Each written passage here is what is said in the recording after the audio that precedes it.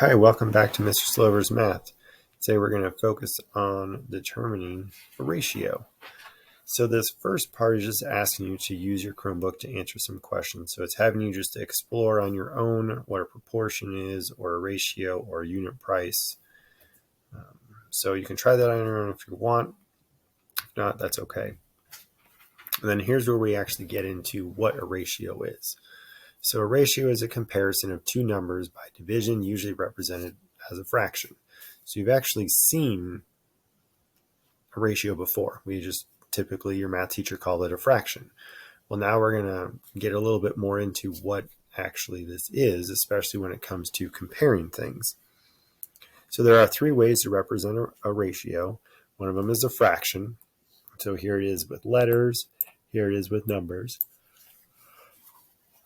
This is the one that you're going to see the most often. And then the next one is with a semicolon. So here it is once again with letters, here it is with numbers, and then here is the last one using the word two. So a 2b, and then as numbers 3, 2, 4. I know it sounds a little bit weird because it has the word two in there, and two is also a number, TWO. But typically we stick with this first one that is a fraction. So the toughest part of these is making sure that you read the directions carefully on how to set up your ratio, because it's not always the first number that you see, and we'll see that as we go through. So the ratio of apples to oranges in a basket is 7 to 4. It's just asking you to write it in three ways. So we're using this one. So 7 to 4, 7 to 4, 7 to 4. There are other ways that we can talk about that, and we might in class, but for the most part, that's all I'm really looking for. Example 2, this one we had to do in class, so you're going to have not really an answer. Example 3, there are many different answers because this one is asking you to look at the picture.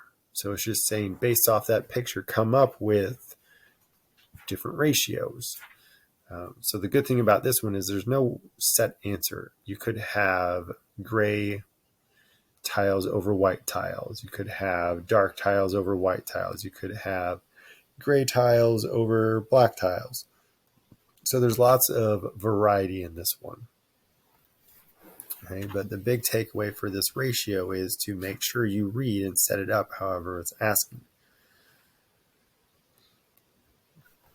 Hey, the last part, which is what you're going to see more outside of the classroom, is a unit rate.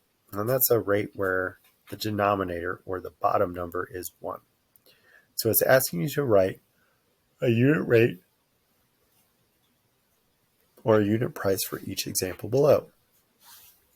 And some of these I highlighted what we're looking for: miles per hour, or hourly salary, unit price, or something along those lines.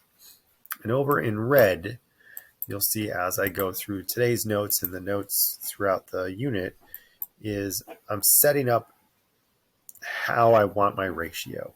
So here I'm talking about miles an hour, so I'm telling myself, okay, miles is going to be in the numerator and hours is going to be in the denominator.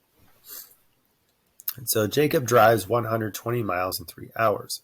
Find his average rate in miles per hour. So that's how I came up with my ratio of miles and hour. So miles went up top, hours went in the bottom, then I just divided it out. Same thing on letter B. Erin works 5.5 hours. She gets $125 for her efforts. Her hourly salary is what? So I have money over hours. 125 over 5.5. She gets $22.73 per hour. So notice that I'm labeling my answer. It's not just 40, or it's not 22.73. I'm attaching some sort of label to it. And it should be reasonable.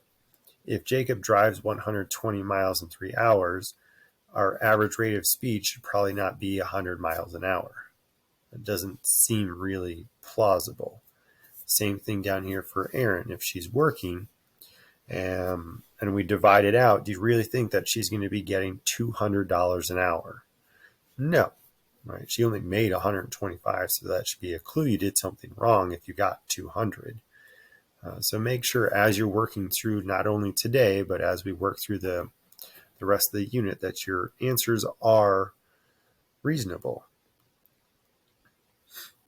And then down here on D and E, so we're going to set these up similar to our other ones, but it's asking which one is really the better buy or the better deal.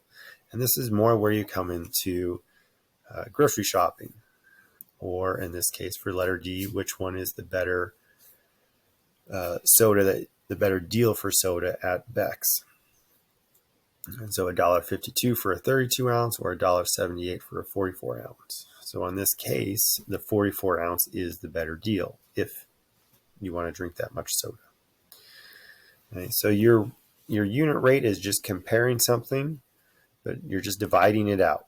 So 120 over 3, because I want my denominator to be 1. So I have to divide these out. And then up here, our ratio is just a fraction. You're just comparing